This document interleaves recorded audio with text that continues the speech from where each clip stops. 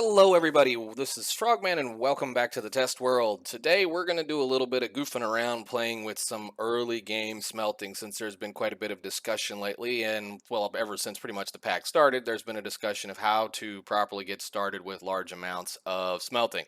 So we're going to talk about the little furnace behind us and how much fun it is to automate, and then we're going to talk about that little simple system over there and finish up with this one over here. So let's get to it. Okay, so the biggest problem that a lot of us have been facing is how to easily somewhat automate a vanilla furnace from the beginning to a certain period of time to where we can transition into other things. And this is not as simple as one would might think because of the fact that we have all these really cool tools and we have all these neat little parts like inserters and hoppers. And the problem that we have, basically speaking, is that the only real easy way to automate a vanilla furnace is with hoppers. Now you can get a little bit busy with them and you can use dropping conveyors once you get to the point to try to be able to at least insert the smeltable item into the furnace. But because of the way the inventories in the furnace actually work, the inserters are not very good to try to get it to work. They will do a few things, but you have to verify or make sure that there are certain things in place and check first. So if you don't know how to automate a furnace, the easiest way to do it is to use a hopper pointing into some type of inventory or a belt on the bottom to pull the items out, a hopper on one side to insert the fuel, and again you could run inserters to put fuel into here off of a belt, or you could just run a hopper line, and of course on the top. Now the the hopper on the top is going to automatically, of course, put things into the correct slot. This hopper on the side will put things into the correct slot, and the hopper on the bottom does the job of removing things. The problem comes when we try to use an inserter here or anywhere on the side of this furnace for that matter, because of what an inserter can see as far as inventories. This is not Factorio. It is not a direct insert from this block to this block for one. An inserter, when given an inventory on its input side, can see a block below, a block behind, and a block above, which is kind of handy because that means I can put something in any one of these chests and it'll grab it out of there and try to put it into this furnace.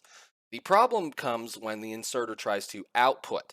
It can see the furnace, it can see this hopper, and occasionally, depending on what you're trying to do, it can also see that hopper. And that's not a terrible problem. That just means you have to kind of understand where the sidedness is and how it works and move the inserter up and down. The problem comes, which I'm pretty sure everybody's seen by now, is that if I put coal in that chest, it's going to put it into the wrong slot on the furnace. Now that's the basic problem there, is that it's not smart enough to understand that it needs to put it down here instead of up there. Now if I were to give that some ore instead, so let's just grab a stack of iron ore and get that coal out of there and pull the coal out of here and put this in here, he'll put it in the right slot because that's the first slot that it sees. Which means that I have to automate or continuously keep some kind of fuel in that slot. And I'm not going to turn this on because I don't need to be making a lot of pollution. So what we're going to do is we're going to let him finish filling that slot up really quickly, which shouldn't take but a couple of more seconds. He's almost done. Now, okay, so now he's got this full. If I give it some coal, it's going to put it in the hopper instead of in the furnace. So that's something to be aware of, because if this interface here, should say this interface or any one of these interfaces, if I grab a little bit more iron ore, say this thing is full of iron ore and full of fuel and working, and I give it some more stuff to do,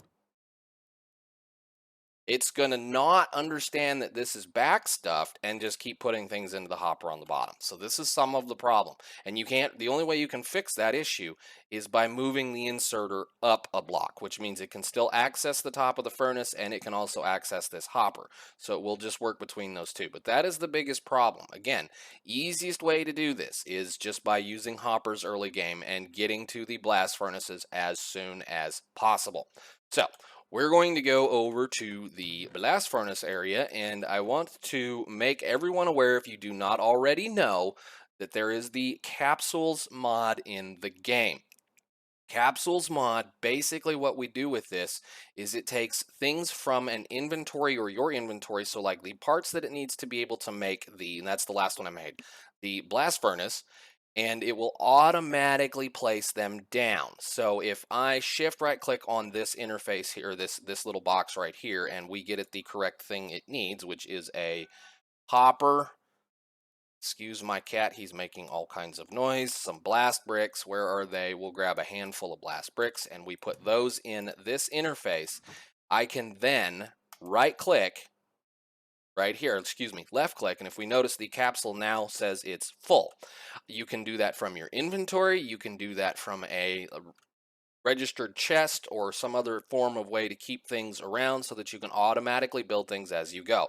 Now, because I'm in creative, I can just magically place these down. But here's the thing. If you have one hooked up, then all you do is right click to it and it will place the block or the structure or the various things down. There are multiple capsules available in the game and are totally worth building, especially from an old person that's been playing this pack for well over 6 months, and these were just recently introduced. And then, of course, once you're done with that, you just do that, and it's done. So, multi-block structure building, you can also craft your own specific capsules, but this is not a capsule tutorial today. I just wanted to make sure that you guys are aware of that function because it makes life so much easier building large arrays of things, especially when you're going to be doing things like this. So, let us start with this system. There are 8 blast furnaces here. The blast furnaces are set up in such a way that if I do decide eventually to add preheaters in between, that's why there are 2 spaces in between each one of these. Blast furnaces are very doable to be used clear to almost the end game as far as smelting if you have large numbers of fuel available, meaning you're not running all your coal through your diesel gens and your boilers. So what I have is the blast furnaces set to where they can output onto belts for both the finished product and the slag, and they both all run down to the end over there where there's some hot or some chests. On the top, and this is, excuse me, pre being able to have all the fancy belts and all of the dropping conveyors and the hoppers and all the other cool stuff that we get once you hit to Logistics 2, which is a very, very, very, very, very usable research. The available option is to use inserters to just basically pull things off of a belt and put them into the blast furnace. So the inserters have the ability to be whitelisted or blacklisted based on what type of material you want them to play with, and you will need to, if you're pulling off of a belt, set them to grab items in the world so that when the thing goes by, whatever you're wanting to smelt or whatever fuel, it will grab what goes by and drop it into this blast furnace. Excuse me, I have iron ore set to this side and I have coal or the fuel set to that side. And the reason why I have 2 of them is because if I hand this guy a stack of fuel, or I should say stack of ore, and then expect it to pick up a stack of uh, fuel, it will back stuff. Basically, they'll back stuff. They'll sit there and they'll go, well, I'm going to let that fuel keep going by because my hand or my little single inventory right here is full. So you use 2 of them. Now, like I said, the discussion with the inserters being able to see above and below them, a actual way to be able to get over the fact of having to loop it around and do it twice is to place an inserter on top. This inserter can get from that belt and place into, just barely, place into this blast furnace. You can also place them below. It's easier because of the fact of the way I have this system set up to just loop it back around and let it do this work. That's basically what happens. The ore and the coal will float all the way around the belt, loop all the way around the back to the other side, and then end up into a little recirculating system here. This is going to be kind of a early game sorting system. You don't have to use steel chests, you can use iron chests, you can use whatever you want to use. I just have this set up so that I can basically show you guys what we're doing here. Each one of these inserters has a whitelist, except for these 2, they're just extras, to be able to store and carry various things. Now the reason why, and this is again the reason why I have these guys up a block, is because I want them to place into the chest first, not into the hopper underneath them.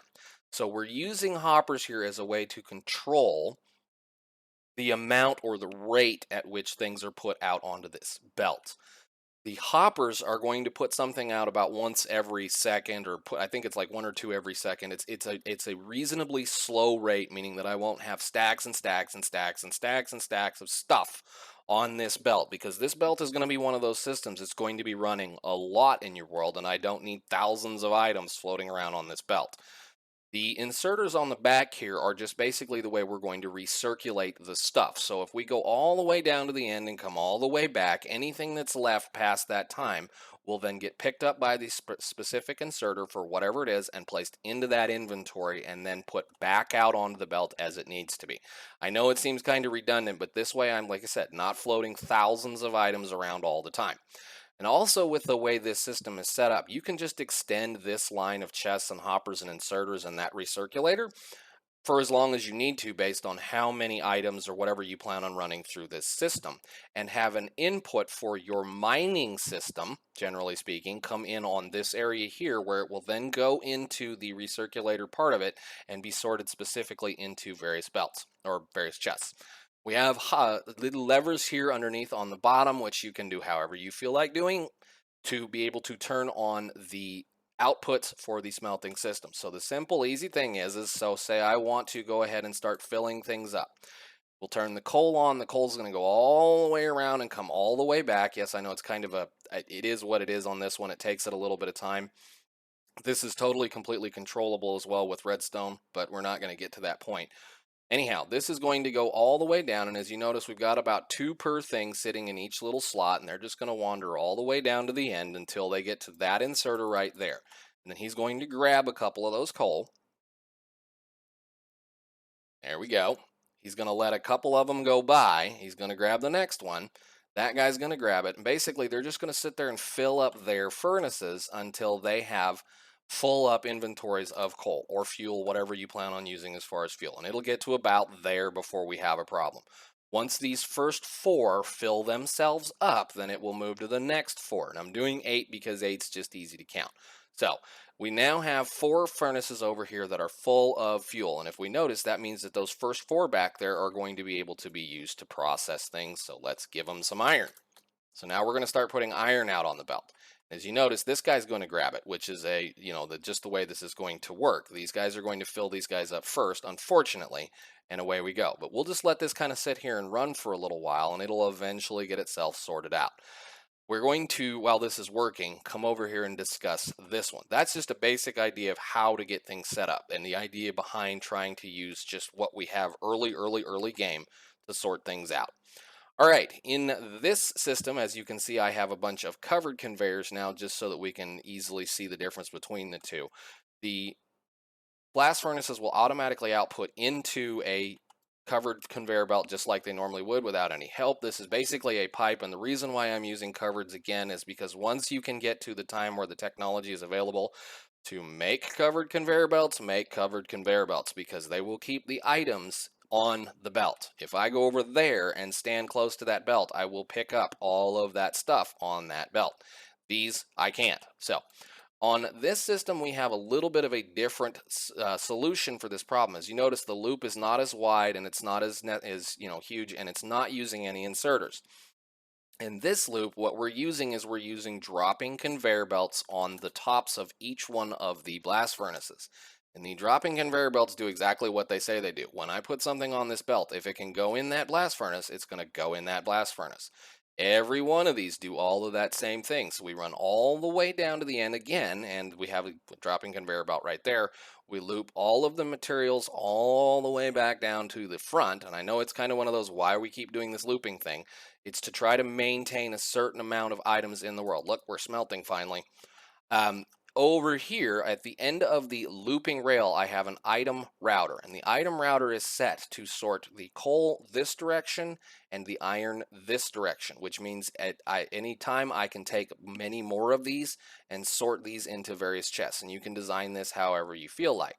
We're using on this system here an extracting conveyor belt on both of these, and these extracting conveyor belts, if you did not know, you can use an engineer's wire cutter on the extracting conveyor belt to change the amount of time it will wait before it puts a single item out on the belt.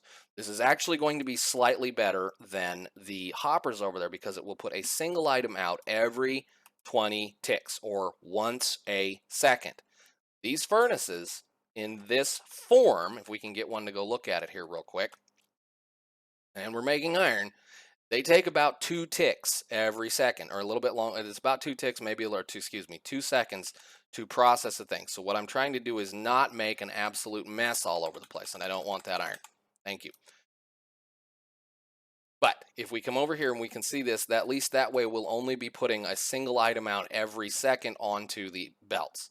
This is also a neat way of being able to verify certain things because I can measure off of this chest with a comparator or a redstone probe and turn this thing off based on the amount of items that are flowing through into this chest.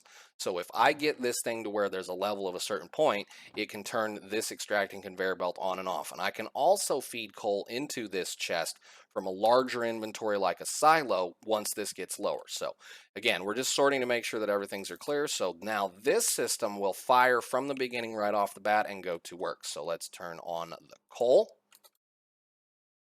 As you notice, it's 1 per, and it will fill this furnace up first and then move to the next one. So we've got the coal running, and we turn that on. We'll now have a little bit of iron going, and they'll just drop right into the deal, and away this one will start to work.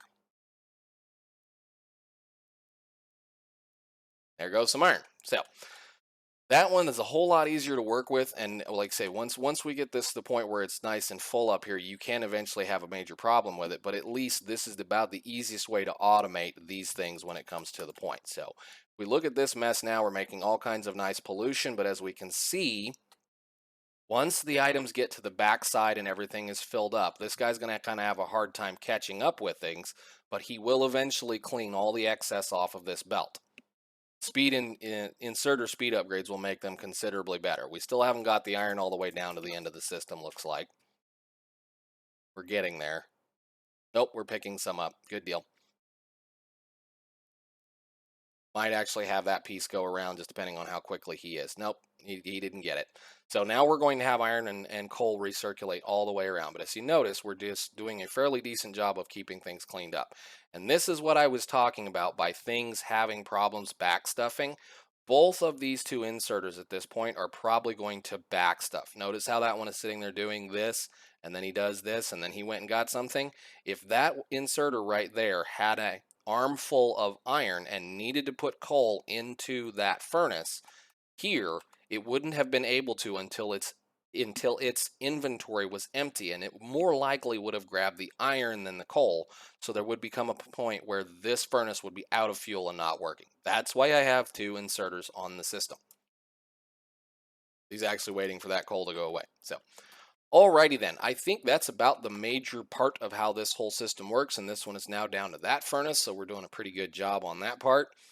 Once this all becomes full, they'll just continuously cycle and come all the way back down, but that's pretty much an easy way to do things. So, all right, guys, that's going to be a pretty short one. I think we're just going to kind of end it there. If you have any comments or questions, go ahead, post them below, and we'll see you guys in the next one. Thanks for watching. Bye.